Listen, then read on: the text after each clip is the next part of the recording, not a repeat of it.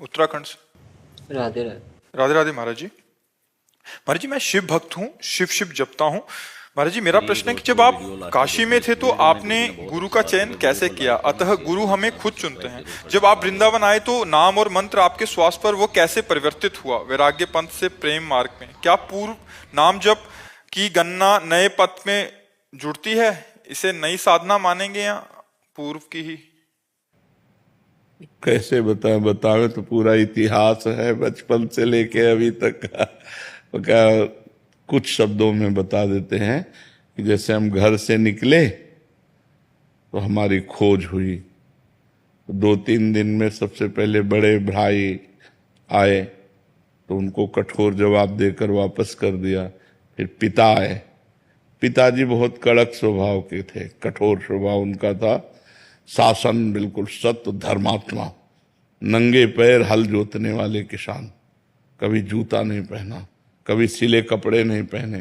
तो जब वो आए तो हमें लगा कि अब पिटाई होगी, क्योंकि वो बहुत कठोर स्वभाव।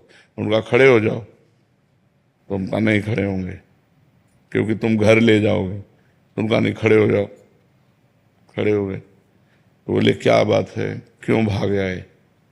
तो हम कहा हम भगवान का भजन करके भगवान को प्राप्त करना चाहते हैं। उनका ऐसे भगवान की प्राप्ति होती है? मारे मारे घूमने से भगवान की प्राप्ति होती है? भगवान की प्राप्ति तो साधना से होती है, और वो गृहस्थी में भी हो सकती है। हम लोग भजन नहीं कर रहे क्या? तो हम कहा हमें ऐसा भजन नहीं करना, हमें विरक्त होकर भजन करना है। तो उनका सच्ची बात। तो हम रो पड़े। एक तो भय उनका, और दूसरा कि हमें घर न ले जाए, हमें भगवान की प्राप्ति करनी है। पूर्व जन्म का कुछ ऐसा था कि जो हमें भगवान की प्राप्ति करने का चस्का लगा। कोई हम दुख या किसी समस्या से थोड़ी निकले। 13 वर्ष के बालक को क्या दुख, 9th क्लास में पढ़ रहे थे। तो पिताजी ने ऐसे गले लगाया, राम राम राम। वो स्वयं भक्त थे, ऐसे गले लगाया, 3 बार कहा राम राम राम, और कहा बेटा ऊसर में बैठोगे तो फूल बरसेंगे, जाओ हमारा आशीर्वाद है। लेकिन जिंदगी में अगर हमने ये सुना कि किसी माई बहन की तरफ तुम्हारी गंदी दृष्टि हुई, नहीं, गृहस्थी में चलो और भजन करो, और अगर बाबा जी बनो तो जीवन में कभी ये शिकायत हमें न मिले। तो हमका वादा करते हैं कभी शिकायत नहीं मिलेगी। तो उनका चलो हमारे साथ। और उन्होंने पहले सदगुरुदेव भगवान जिन्होंने हमें वर्ण किया अपने शिष्य के रूप में, उनके पास ले गए। और सैमसी में रहते थे, एक पर्ण कुटी बनाकर रहते थे। मंदिर बना, आज भी मंदिर बना हुआ सैमसी में। गुरुजी से कहा, उनका देखा, बोले कैसे आना हुआ? बोले स्वामी जी ये लड़का कह रहा हम बाबा जी बनेंगे। तो उनका कोई बात नहीं, एक छोड़ दो, 1 हफ्ते में भाग के घर आ जाएगा या तो बाबा जी बन जाएगा। 1 हफ्ते भोजन न देना और आश्रम के सब काम करवाना और कठोर नियम, और दूसरे को पेड़ा बर्फी बांट रहे हैं, हम देख रहे हैं तो हमें ना देना। लेकिन हमारे मन में आया कि हमको भगवान की प्राप्ति करनी, हमको गुरुजी दे या ना दे। 1 हफ्ता बाद उन्होंने कहा जाओ गंगा स्नान करके आओ, आज तुम्हें मंत्र देंगे। फिर उन्होंने हमको शिव मंत्र दिया। उसी शिव मंत्र के जप के और गुरुजी ने केवल हमको यही बताया कि बेटा जितना जपोगे उतना ही तुम्हारे अंदर ज्ञान प्राप्त होगा। बस हमारे को गुरुजी की वो बात बैठ गई कि मेरा काम है हर समय इसी मंत्र का जप करना। तो जब हम अपवित्र होते तो शाम सदाशिव जपते, और जब पवित्र होते तो गुरुजी ने जो मंत्र दिया था शिव भगवान का, वो मंत्र जपते। 2 साल में गुरुजी पधार गए, फिर अनाथ हो गए। क्योंकि परमार्थ का मार्ग चलना बड़ा कठिन है, कोई साथी तो चाहिए ना हमें बताने वाला। अभी 13 और 2 15 की आयु हुई तो एक संत आते थे, सुखदेव आश्रम जी महाराज।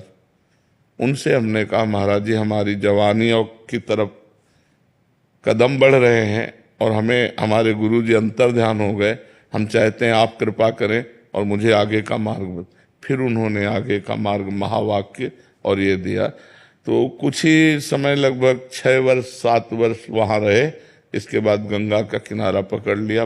घोर विरक्ति, 1 रुपया कभी जीवन में नहीं रखा, ना आज है हमारे पास, ना आज है और ना जीवन में रखा। जैसे जीवन में थे वैसे ही। अंतर बस ये हो गया, पहले एकांत रहते थे, अब समाज में रहते हैं। पहले भरण पोषण आकाश वृत्ति के द्वारा होता था, आज भी भरण पोषण आकाश वृत्ति के द्वारा ही होता है। किसी से मांगना नहीं, कोई यहाँ फीस नहीं, अपने आप जो आ जाए उसी से भरण पोषण सबका होता है। भगवान की कृपा से जब काशी पहुंचे तब लगा जीवन का यही स्थान है, आजीवन काशी वास करो। घाटों में वास करते थे, किसी आश्रम में नहीं। ऐसे करने का स्वभाव नहीं था।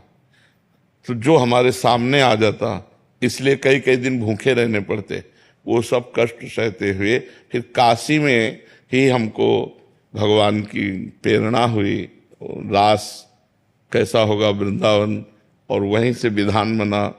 इतने में 20 वर्ष कम से कम व्यतीत हो गए होंगे, जितनी बात बता गए सारांश में बताया। फिर वृंदावन आगमन हुआ, वृंदावनेश्वरी ने कृपा की और ये उपासना दे दी। तो इसमें मूलतः भगवान की ही सब रचना है। हम कहीं कोई खोज नहीं की, हम कहीं कोई चाह नहीं की, आगे से आगे क्या करना है क्या करना, वो सब करते चले गए। तो हमें लगता है यदि हम गुरु की शरण में हो जाए और वो हमें जो मार्ग बताएं उसके अनुसार हम चले, तो आगे हमें जहाँ पहुंचना है वो आगे आगे सब व्यवस्था भगवान करते जाते हैं। किसका प्रश्न था, तो समझ रहे हो आप? हार्दिक जी दिल्ली से। राधे राधे जी, इनका भी सेम प्रश्न है। कह रहे हैं कि महाराज जी, जब आप काशी में ही पूर्णता का अनुभव हो गया था, तो आपके मुख से सुना है कि भगवत प्राप्ति में किसी के भी दर्शन हो जाते, तो राधा रानी के दर्शन वहीं से कर लेते। आप इतने कष्ट में जीवन क्यों व्यतीत किया फिर महाराज जी? नहीं, राधा रानी के दर्शन की इच्छा ही नहीं थी, काशी में नहीं थी। जो आनंद मिला वो पूर्णता का था। हमारे पास हम बैठे थे, आज भी पीपल का पेड़ तुलसी घाट में, तो शांत बैठे थे। तो एक संत आए, उन्होंने कहा चलो रास देखने। भाई जी हनुमान प्रसाद पोद्दार जी का अंध विश्वविद्यालय है, उसमें रास। उनका नहीं, हमें जरूरत नहीं। उनका चलो ना, पास हो रही, देख लो चलो। हम कहा हमें नहीं जरूरत है, तो आप हमें डिस्टर्ब क्यों कर रहे हैं? तो उनका एक बार चलो ना। तो ऐसा लगा कि ये संत हट कर रहे हैं, तो चल देना चाहिए अंदर से भगवान।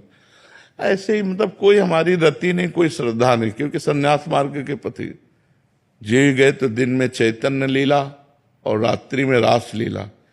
1-2 दिन देखा तो बस ऐसा लगने लगा कि हमारी मांग यही है। 1 महीना देखा तो लगा अब हम जी नहीं पाएंगे।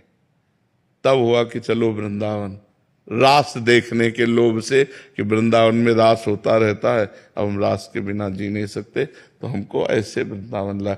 हमें ये नहीं था कि मुझे राधा रानी के दर्शन करने हैं या मुझे राधा रानी की उपासना करनी है, ऐसा बिल्कुल नहीं था।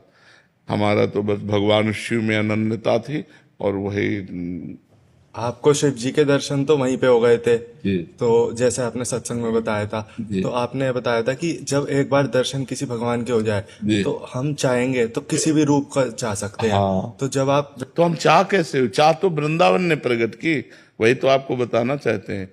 प्रियाजू के मिलन की चाह तो वृंदावन ने प्रकट की, प्रियाजू के लालजू की लीला की चाह तो वृंदावन ने प्रकट की।